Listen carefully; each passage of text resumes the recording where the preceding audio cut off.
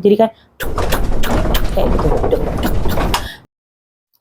Halo semuanya, balik lagi di channel aku.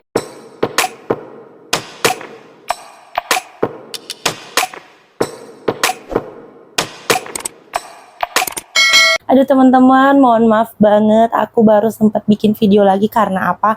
Karena aku sakit teman-teman. Jadi aku mengalami radang tenggorokan. Aku pikir tuh aku COVID karena aku batuk, dan itu tuh ngeluarin riak itu susah banget. Maaf ya teman-teman.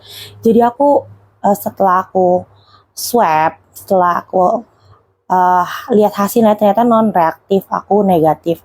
Tapi radang tenggorokan aku tuh membuat amandalku tuh membengkak gitu. Nah, memang aku dari kecil aku tuh ikut sekolah vokal waktu aku sekolah dulu, dan itu tuh memang pita suara aku tuh sering mengalami gangguan gitu. Jadi aku tuh nggak boleh, suaraku tuh stereo tapi aku nggak bisa terlalu forsir untuk teriak-teriak gitu atau euforia kayak ketawa yang kenceng. Itu tuh langsung deh suaraku hilang, dan ditambah aku lagi sakit waktu itu. Suaraku nggak ada 2,5 bulan lebih teman-teman, ini suaraku baru muncul. Jadi tapi ini belum maksimal, masih 75% ya. Oke teman-teman, aku tetap bikin video karena aku punya utang sama kalian. Part 3 dari masuk di desa gaib di Gunung Lawu. Nah, aku tetap akan bawain cerita itu sampai selesai teman-teman, karena aku udah janji ya.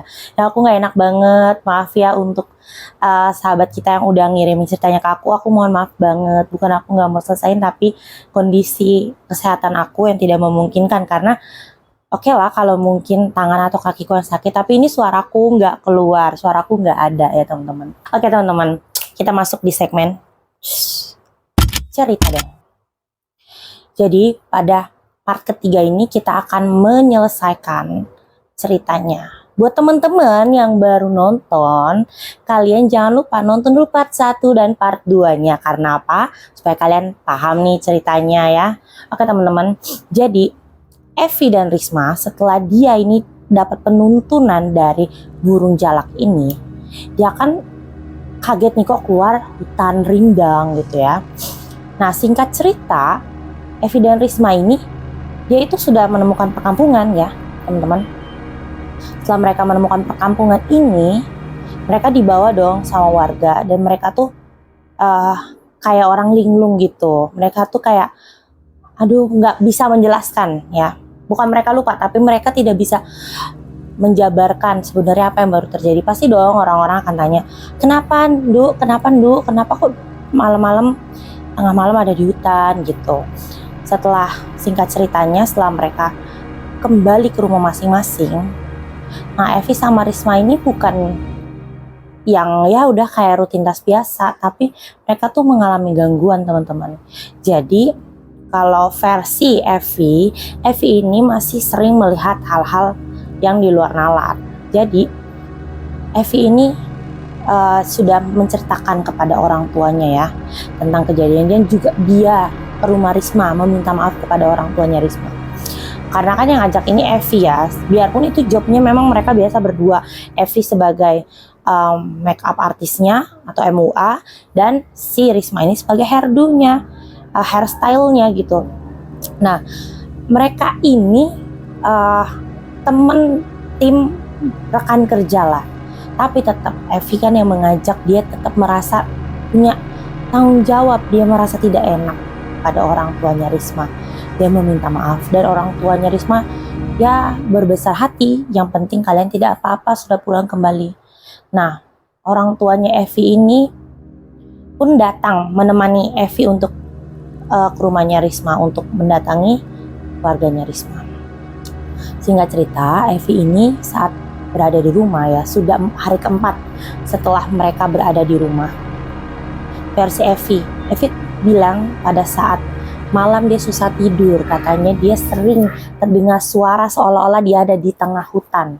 Ya kalian yang pernah hiking atau kalian pernah camping atau kalian jalan-jalan ke dataran tinggi, kalian pernah kan suasana alam dataran tinggi itu seperti apa? Ya itu yang Evi rasakan. Lalu Evi juga pernah kedapatan nih sama mamanya sama ibunya. Dia ini jalan sambil tidur teman-teman. Jadi dia ini sebenarnya masih tidur. Mamanya pikir dia udah bangun, ternyata dia masih tidur. Dia jalan dari tempat tidurnya ke ruang tamu menuju ke pintu keluar. Entah dia mau kemana. Mamanya pikir dia udah bangun, ternyata dia masih tidur. Dia jalan dari tempat tidurnya ke ruang tamu menuju ke pintu keluar. Entah dia mau kemana. Tapi untung ibunya lihat. Nah, dari situ mamanya nih nggak tenang, bilanglah ke bapaknya, "Pak, kita harus melakukan sesuatu. Karena saya rasa hal yang mereka alami, Evi dan Risma alami ini mungkin masih menghantui mereka." Jadi diputuskanlah dibawa ke ya kayak suatu tempat perguruan ya.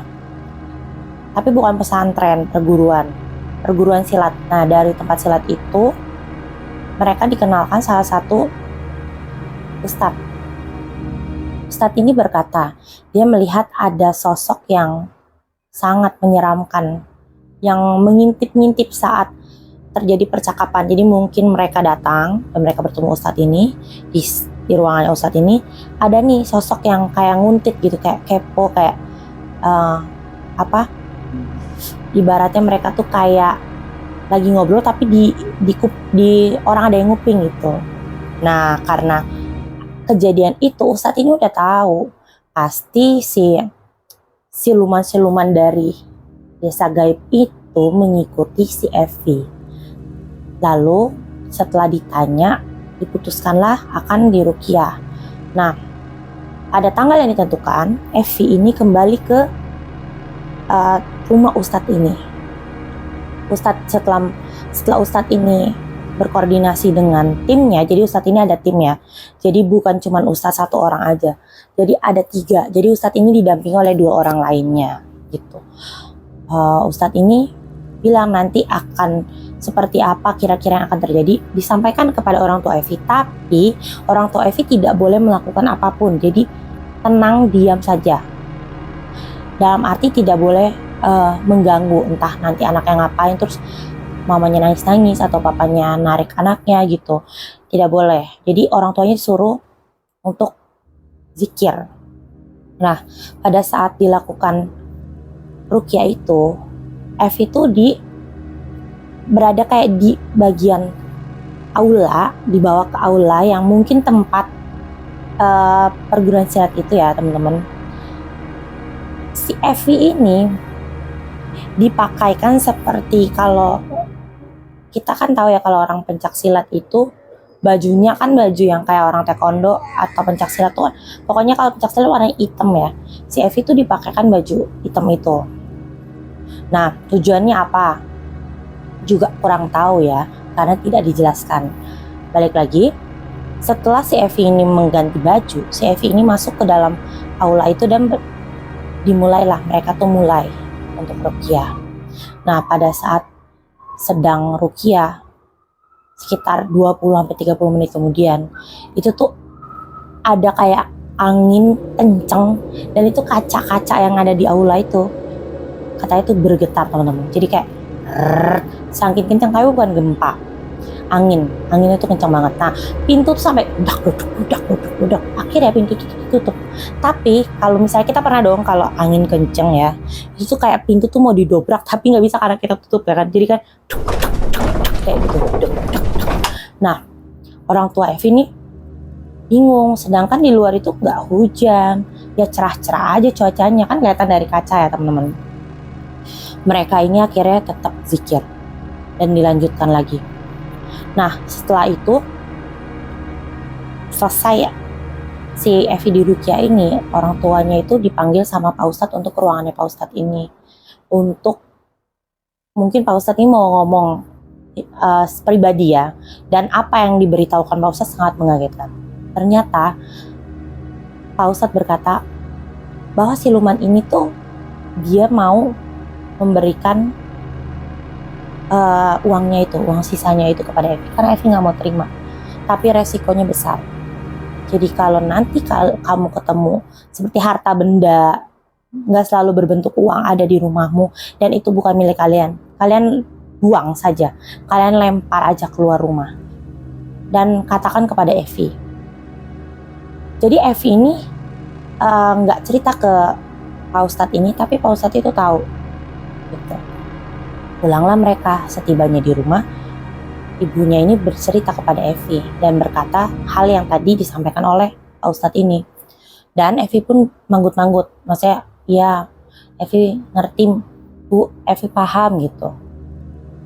Pada malam harinya teman-teman, Evi ini tidur dan kembali dia bangun dari tempat tidur dan dia jalan ke arah ruang tengah lalu ke arah pintu keluar. Dia tidur sambil jalan lagi. Pada saat itu ibunya entah sama papanya ini gak ada yang lihat kalau Evi itu tidur sambil jalan lagi. Dan Evi keluar rumah.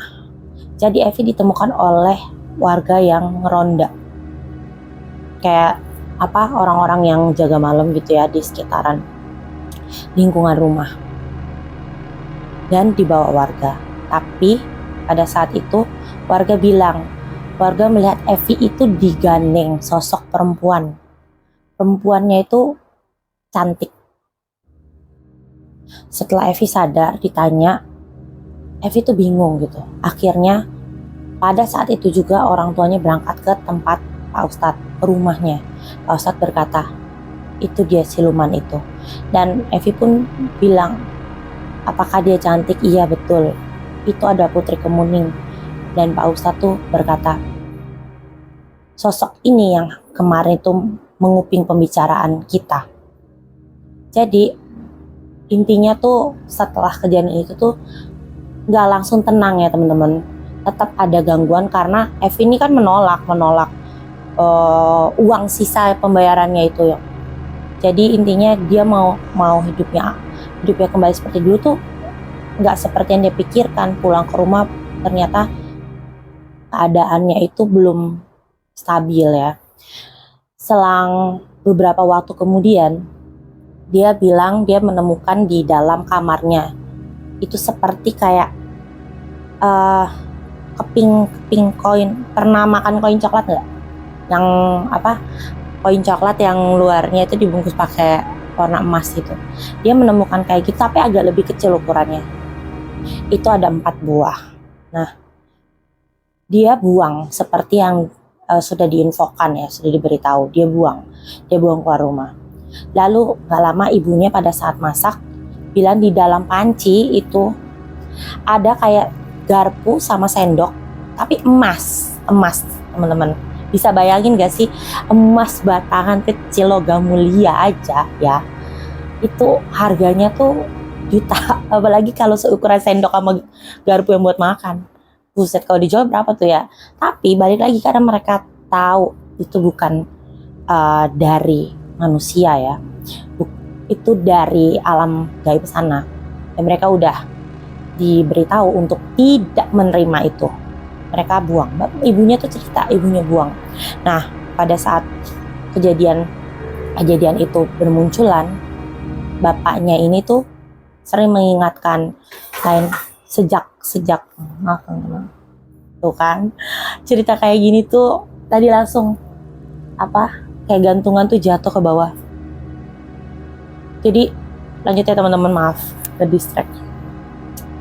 Jadi kalau misalnya kita punya pekerjaan ya, kita harus pastikan dulu nih, kata bapaknya, sebenarnya itu bagusan lebih baik kita ambil atau enggak, karena resikonya kalau misalnya kita ambil, kita ada dong resiko pekerjaan. Nah seperti ini kata bapaknya gitu. Dan Evi pun paham gitu. Tapi niat Evi kan dari awal ingin membantu perekonomian keluarga ya teman-teman, ingat. Nah oke, cerita Evi dan Risma itu selesai di sini teman-teman. Jadi teman-teman, dari cerita yang dikirim ke gue ini, kita ini bisa ambil pelajaran. Ada hal-hal yang sebaiknya kita lakukan Dan ada hal-hal yang sebaiknya tidak kita lakukan. Sebelum kita mengambil keputusan, kita harus mempertimbangkannya dulu, matang-matang. Menggunakan apa? Jelas menggunakan akal sehat. Kalau hanya menggunakan hati nurani seperti, kalau gak ambil ini nih, sayang nih uangnya, kasihan orang tua. Betul, tapi kita harus pakai logika kita, karena kan kita diberikan hati nurani dan juga pikiran. Kalau kayak gini kan kasihan juga orang tuanya dong, bener kan? Jadi teman-teman, buat kita ya, ini kita bisa petik pelajaran bahwa kita harus menimang-nimang sesuatu. Kita harus menggunakan akal sehat pikiran kita, serta hati nurani kita pastinya, untuk mengambil keputusan dan bertindak. Oke teman-teman, sekian cerita terakhir dari Desa Gaib di Gunung Lawu. Oke teman-teman, buat teman-teman yang mau kirim cerita, bisa ya kirim di email atau di Instagram aku, DM ke aku. Buat teman-teman yang kemarin cerita-ceritanya udah numpuk banyak ya, belum aku bawain, maaf banget karena ini aja aku harus menyelesaikan dulu. Dan aku sudah tepati janjinya. Terima kasih teman-teman. Jangan lupa teman-teman subscribe, like, dan share. See you!